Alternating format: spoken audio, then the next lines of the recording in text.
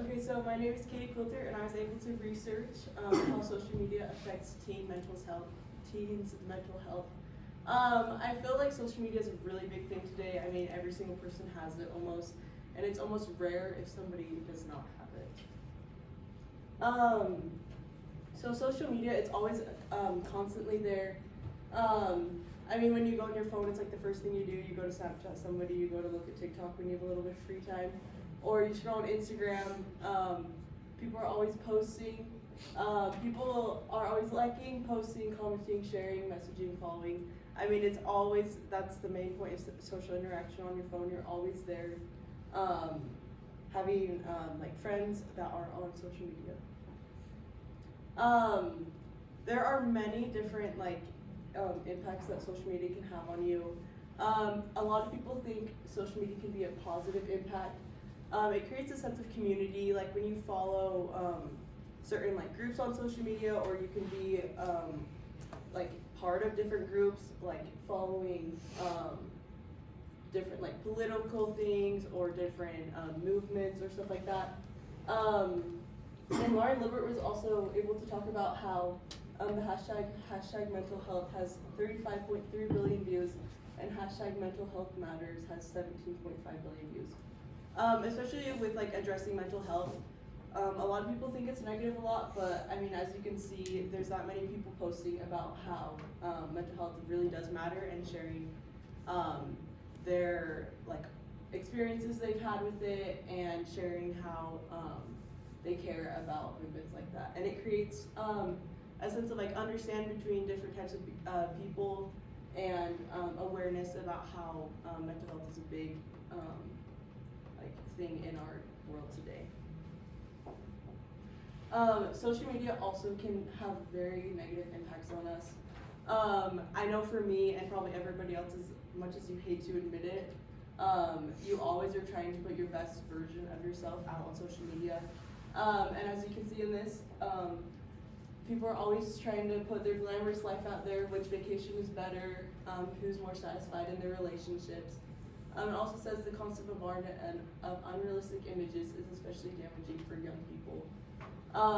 Right now we're growing so much, and having that constant bombardment, as they say, we're always trying to put ourselves out there and show,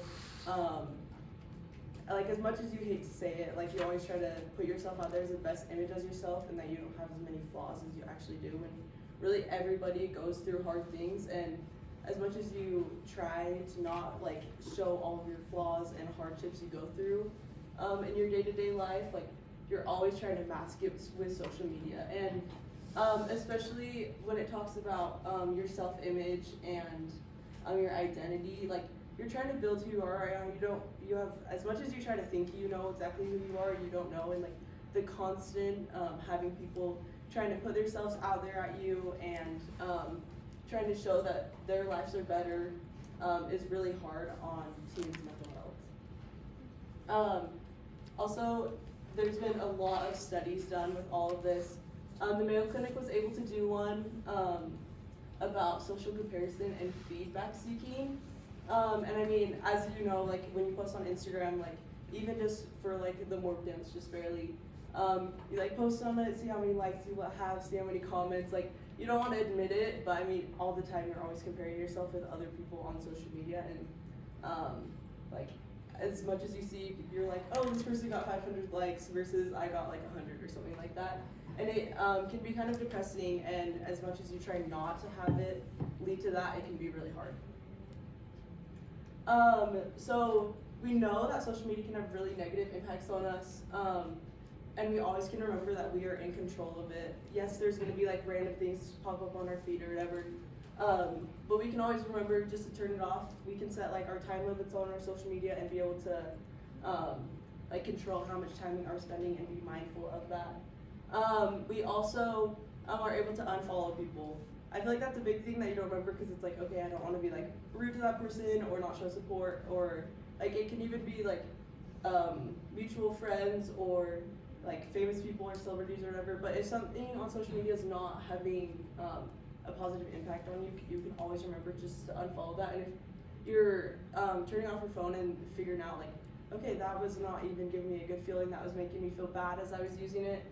Just always remember you can turn it off, like you are the one in control of it. And we can achieve healthy mental health on social media.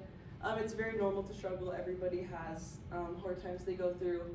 And it's always constantly there. We're able to, since it's always there, we can always try to make a good impact on social media and post things that are uplifting.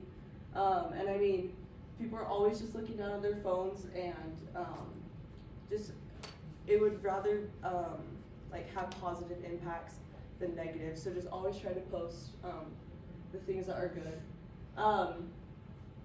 So I would just say like, whenever you're on social media, just try to always remember like if it's not feeling good, you always can just turn it off, take a little break, and always just try to leave it a better and constructive and uplifting place than what you found it.